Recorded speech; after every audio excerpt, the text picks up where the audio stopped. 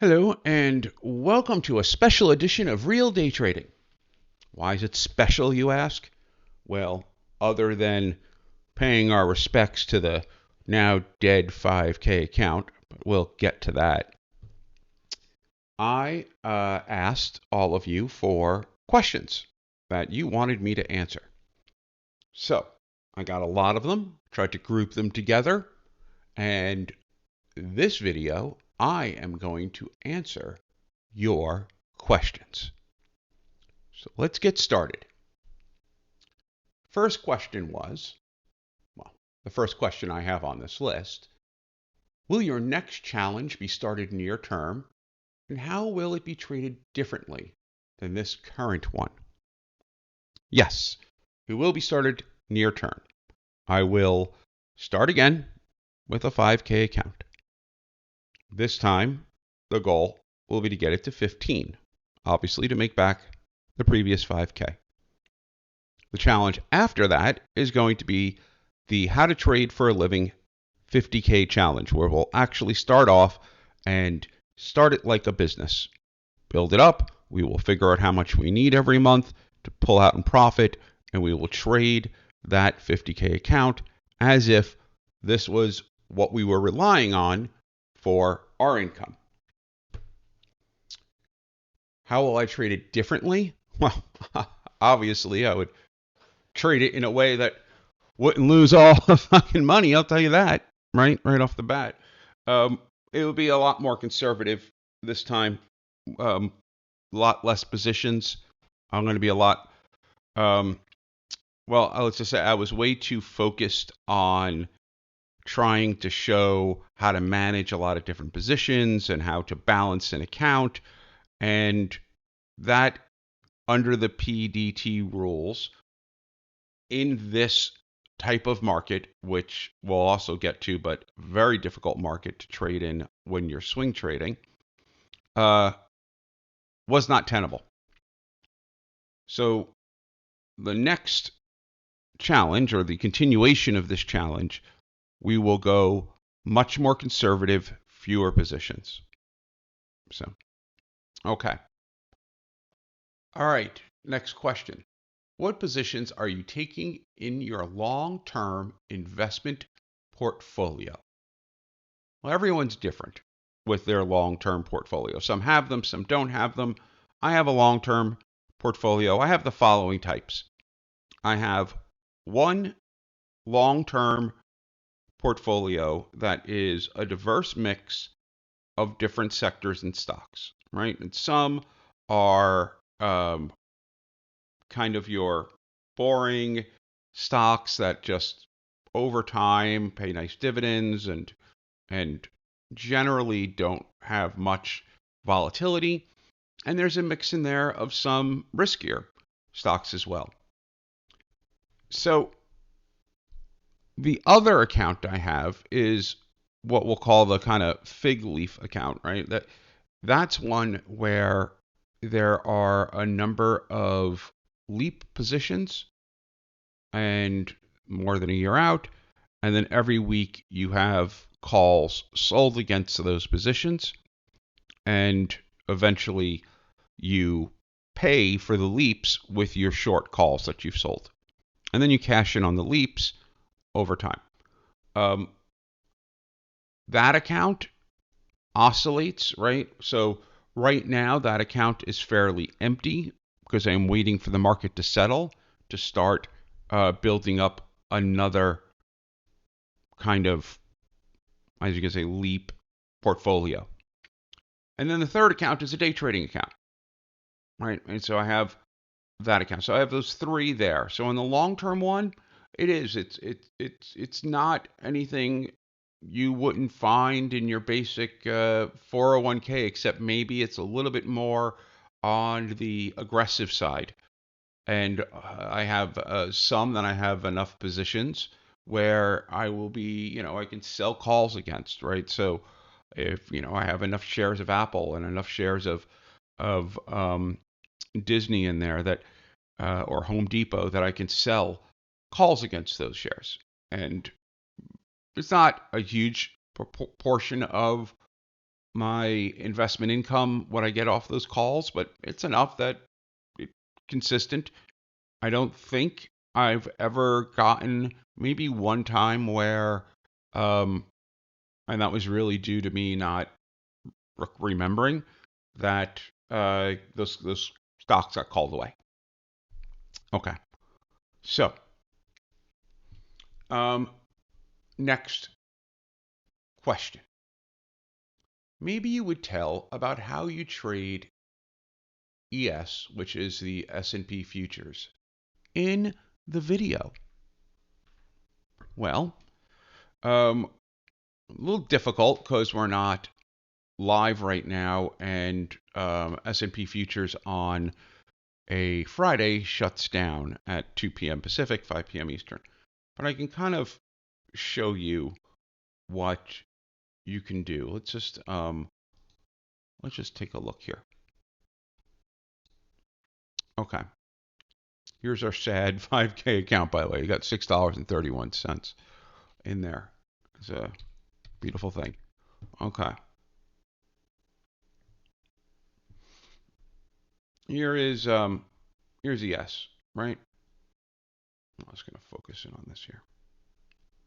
And you know what? We can, in this case, let's just get rid of everything, all these lines. There we go. Okay, pretty clean. And here's your kind of active trading ladder. It's one of the better things I like about Thinkorswim, by the way, which is this active trading ladder, the ease to be able to trade in this. You know, if I want to buy 5 con, I can just go here, click it, and there we go. So let's just take a quick look at one thing, right? If I were to change, see here, this to Heikin Ashi candles. I'm just going to do that alone, just like that.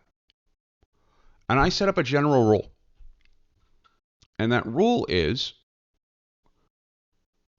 if I see 2 flat-bottomed red candles or flat-topped red candles, I'm going to short until I see a wick on top of that candle. And then in the reverse, if I see 2 flat-bottomed green candles in a row, I'm going to go long until I see a wick at the bottom. Let's see what would have happened today if I would have followed those rules. So right here, right? 1 flat bottom green, here's the second one. Okay, go long. All right, so I go long here at 42.97, 42.98, another flat bottom green, I'm still long. Nope, this one here has a little wick on the bottom, so I'm out. That is about a 6-point gain, right? Here, chop, nothing flat bottom. Oh, now we have flat bottom red right here. Here's your second flat bottom red. Confirmation, continuation. I short here, right? So I'm shorting up here at 43.01. Stay short, flat bottom. Nope, there's a little wick sticking out, so I'm out. All right, 6 points. Keep going, keep going. Here's 2 flat in a row. Short, nope, out, that there. So now I'm up around 14 points. I shorted here at 42.88, but had to get out at 42.91, so I lose 3. Okay? Let's say now I'm only up 10 points. Come back here again. Flat top, I'm in, but nope, that's a wick. I'm only going to get 2 points here. Flat top, I'm in, I stay in. Out here, that is a 42.82, and I get out 42.78. That's 5 points, right? Nothing. Flat. Oh, now I'm in again. 42.62, still in. Now I'm out. That's 12 points. Okay, now I've pretty much made around 25 points here in a very short period of time. Keep going. You can see the point here, particularly if you get to this point here. Flat, flat, enter here, 42.31. You are staying in and staying in until this candle at 42.19. 12 points.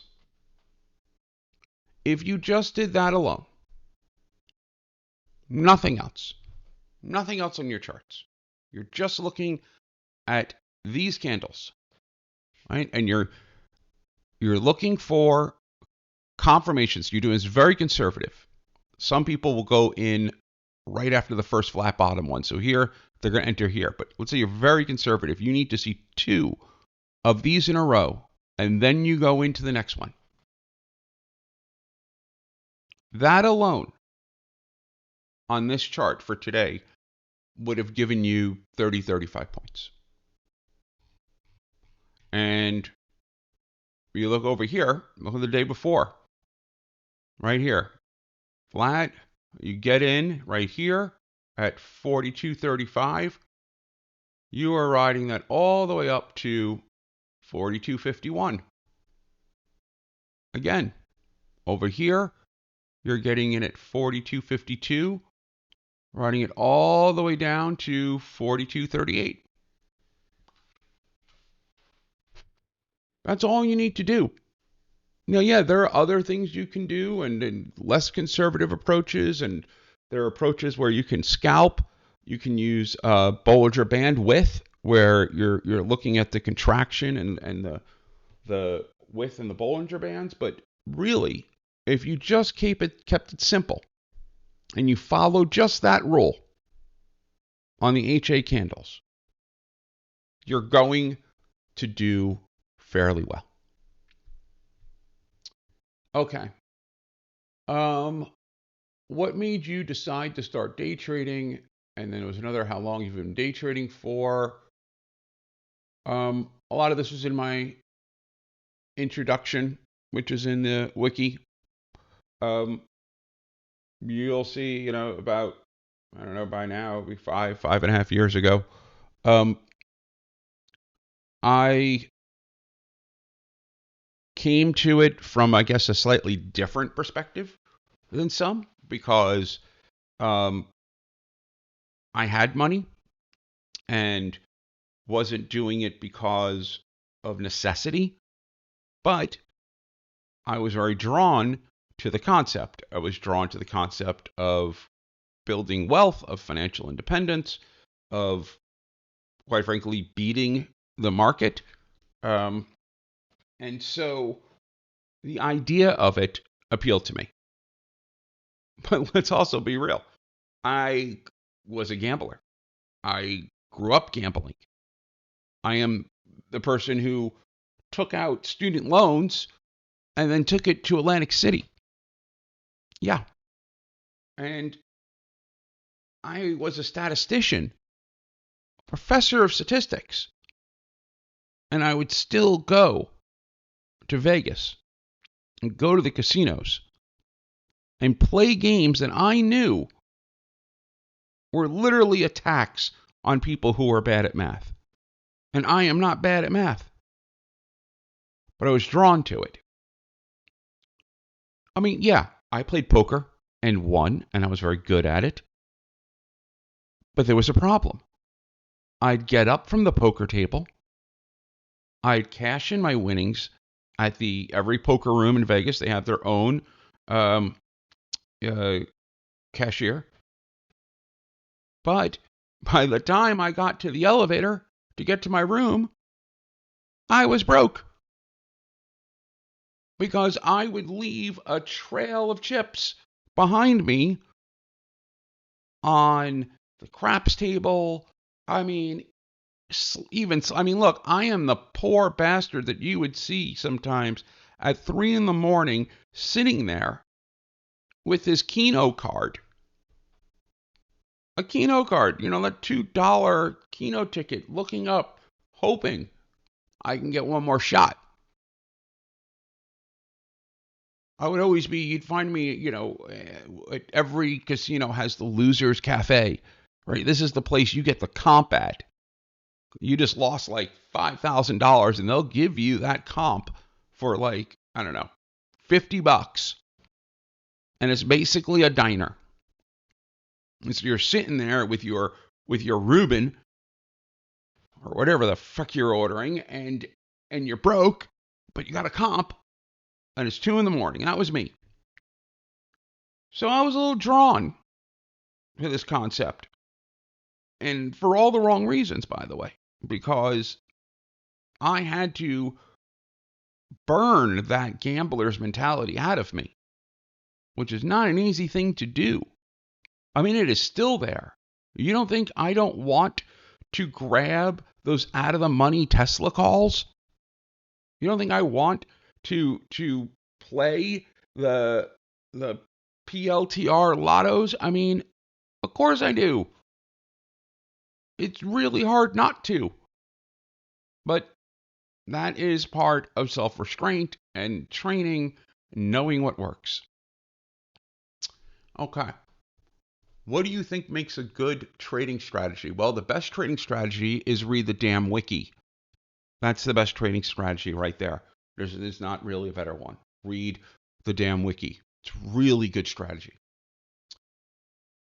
Okay. What was your most profitable trade to date, and what was the technical showing that made you act on that winning trade? Oof. My most profitable trade to date.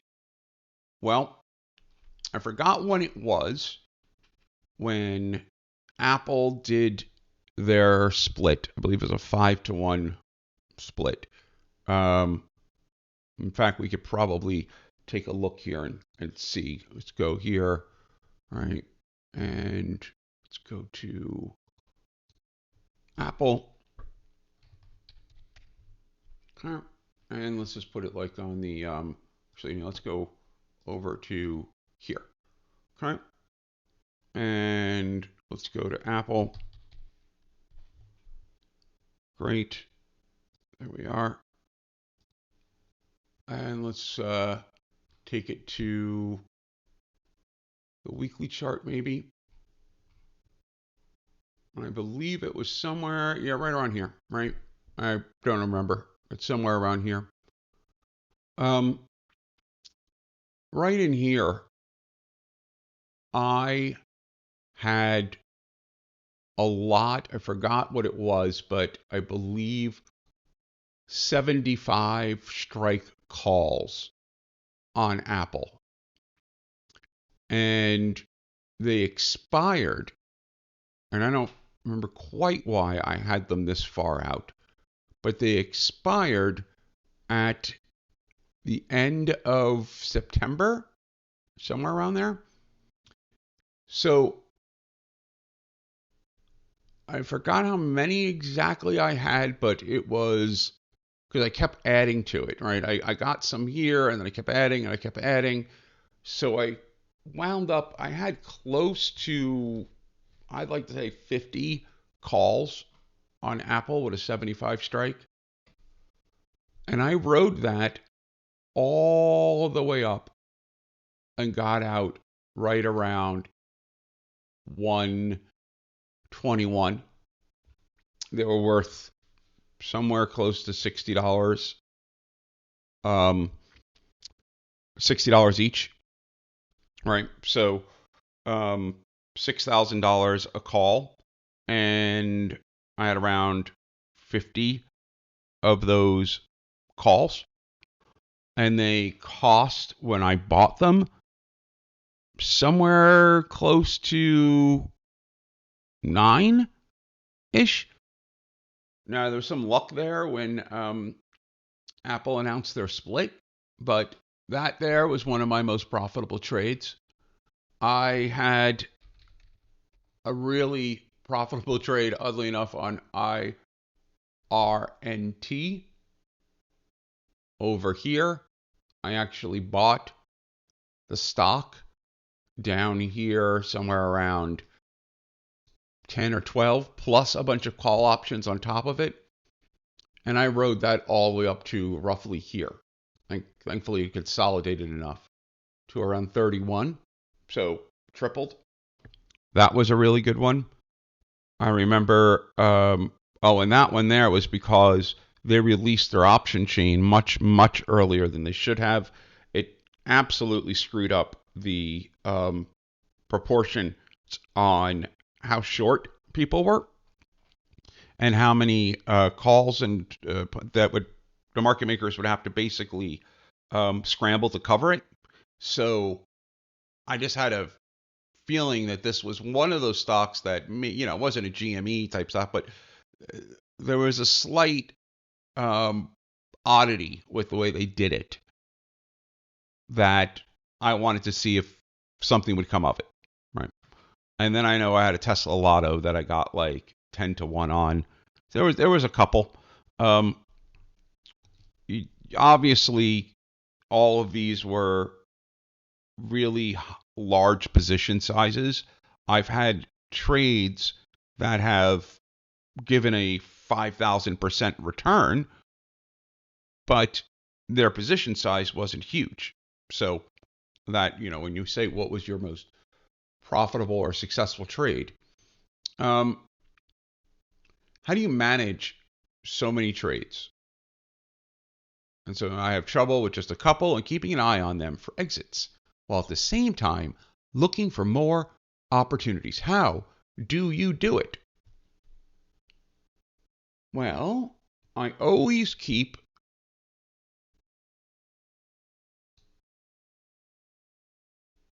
all the charts up here in front of me, right? So all my positions are, this is shaded for after hours, but all of my positions, and I have 4 monitors. On one monitor are going to be all of my positions. So sometimes this will have 12 or 13, and you've seen in other videos, 12 or 13 charts here, right? And then I'll group them, the shorts on one side and longs on the other.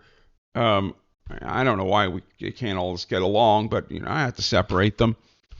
So that way I can just look up and glance and see how they're doing generally. And most of the time you are in a stock and like, if you're in Nvidia and you need it to go to 230, well, okay, I mean, you're watching it here. You can clearly see where it is and if it's going up or down, and you just have the number in your head of where each of them have to reach. So you can just take a glance and go, all right, not there yet, or okay, I shorted JPM, and last I checked it was at 129. So now I know, okay, 129, 130, 128, anywhere in that area, it's just chopping around. If I see it go below 128, okay, I'll zoom in on it, see what's going on. So the first thing is to have your list of stocks there and your charts up, but for each one of them, have in your head what price they need to get to for you to zoom in, take a deeper dive, whatever you want to call it. And I also set alerts. I will set alerts on all of them. And setting alerts is easy. So, look, if I'm in Oracle, which I am, but here I am, I'm in Oracle. Here is the resistance point, right? Long Oracle today at a lot of relative strength. I mean, that's just like, look at that. Market going down and Oracle going up or kind of flatlining. So, but it's still below its moving averages. There is a clear trend line right here, right? So you can go like this. So right off the bat, I can go there. I not do that, undo zoom. I can go there, just like that. Connect it, trend line, and then I can just put an alert there. Okay, if this breaks down below that, I know I should probably dump the position. I also want to put an alert right there. If it goes above that, I probably want to add to the position. So I just set alerts for all of my positions, and then not only can I glance at them and see what price they are, but TC2000 or whether it's Option Stalker or Thinkorswim, it'll tell you when you need to care or not. So that's my answer there. Okay. Let's see. Is there ever a time you and your family considered moving out of California in favor of a state with a smaller capital gains tax rate? I know very little about taxes. I have trader status with the IRS. It's declared, and I trade through an S corp. And I give all of the Thinkorswim sends at the end of the year. Ameritrade sends, here's your records, and it all goes straight to an accounting team.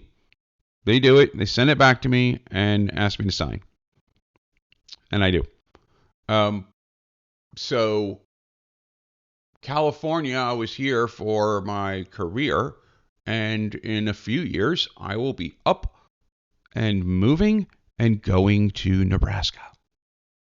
Because why Nebraska? One, I love tornadoes, and that's pretty much a place to go if you love tornadoes. And two, I hate people. And people always laugh and go, oh, no, you don't. And how can you help people if you hate people? And blah, blah, blah, blah, blah. I hate people. Hate. So, yeah, no. In Nebraska, kind of isolated, and get to sit on my porch, watch tornadoes.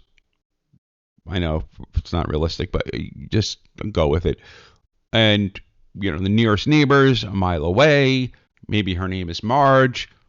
She bakes apple pies, the best damn apple pies, this side of whatever. Sure, on Sunday they have sack races in town, but I don't go. I don't know. Maybe the wife and the kids go. I'm just going to stay behind, read a book, front porch, sip some lemonade. Oh, looks like a thunderstorm's coming in. Huh, see? That's what I want to do. I think you asked about capital gains tax, though. That's kind of funny. Okay. What percentage of return do you average per year/month on your trading portfolio? This is always a sensitive topic, right? Because you're basically saying, how much money do you make? And also it's sensitive because traders hesitate to reveal that because it's not a standard that someone else should live up to or try to reach. Everyone has their own goals. But since you asked, and it's been asked many times, as we know, I every 6 months increase my base amount by 15%. At the end of every month, I take out profits. Obviously, open positions are open positions, but closed positions take out the profits. It all evens out in the end. And I guess you could say, let's say I started, if I started the year in a day trading account, 330,000. And then in February, it hit the 6-month mark from before, upped it by 15%, it goes to 380. Well, 380 gives you 1.52 million in buying power. So when you say what percent of your portfolio do you get a return on, a lot of it is you're also getting a return not on the percent of the 380, but you're getting a return on the buying power, right? So there's a little bit of a, I don't know, different way of doing it.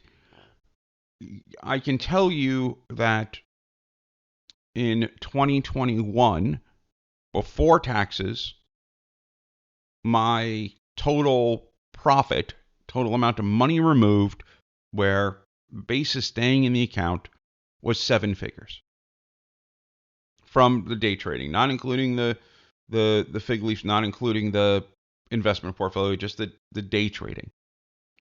So,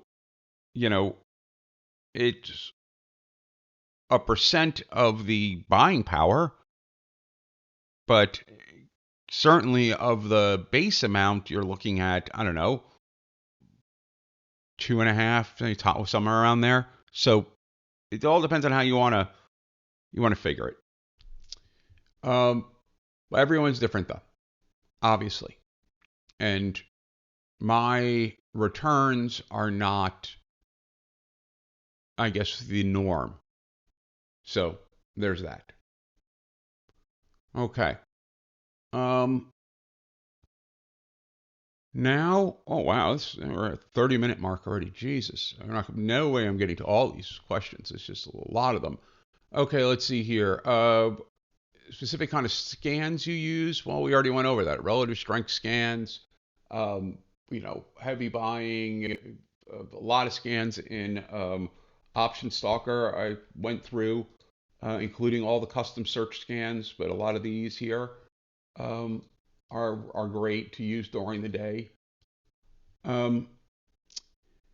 Okay, when you hedge, do you base it on delta, net delta zero? Is it a position or dollar based? No, it's not. It's really, and I wish I could tell you that there's this precise hedging calculation going on, right? But it's more kind of experience based, I guess.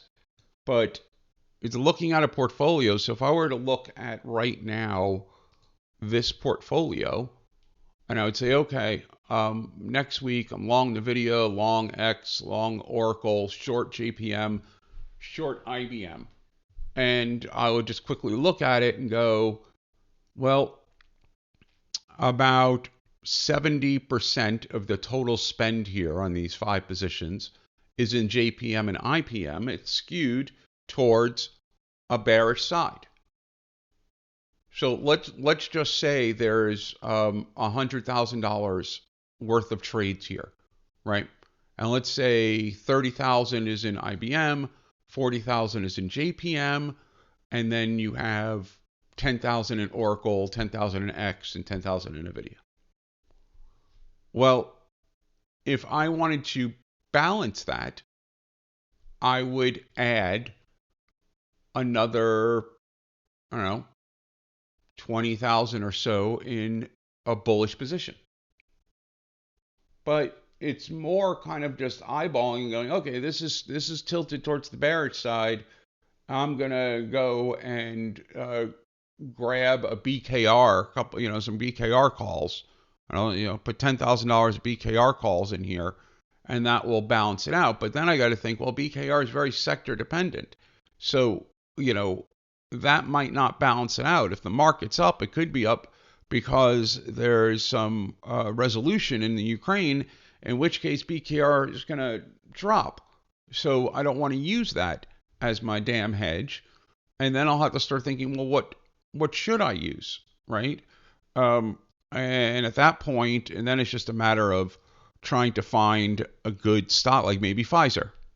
Maybe Pfizer would be a good hedge. So I look at Pfizer and go, okay, Pfizer was strong today. It had relative strength. It is coming up to its moving averages, but it seems to have bumped up against its algo line. So, maybe I would put an alert here. If it gets triggered, I'd use Pfizer to balance that portfolio. I would kind of do it like that. So let's see if there's any time for more here, because I might have to do another video because a lot of people are asking about when to take profits. And that seems to be a constant question. So I want to give that one the time it deserves. Let's see here. Do you use stop losses? No, I do not. Someone wanted me to put the words nincompoop into the video and cattywampus. And I am not a cattywampus nor a nincompoop. And that is why I don't use stops. I don't like them. I don't lock stops. I don't.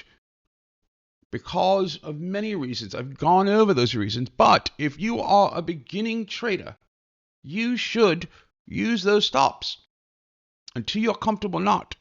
But keep in mind, know the ATR of your stock.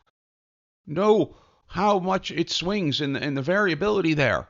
Because a lot of you are sitting there with your stops and they get triggered and then you complain, why stops? And they get triggered. I hate stops. I hate them. Well, yeah. Well, if you're long Tesla and your stop is $1 above your damn entry, well, and below your damn whatever, of course it's going to get triggered. I'll be an nincompoop.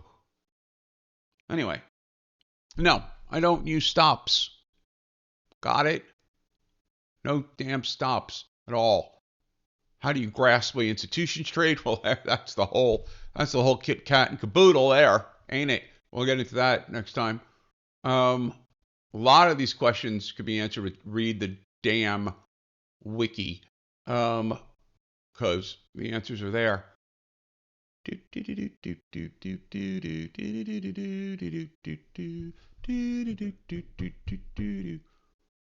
All right, let's see. Anything else? A lot of questions. See if there's anything really quick I can answer. No, these all require a much more in-depth analysis. How does this market compare to others you've traded? This is up there. It's one of the worst. I'll just put it out there. This market sucks. Sucks.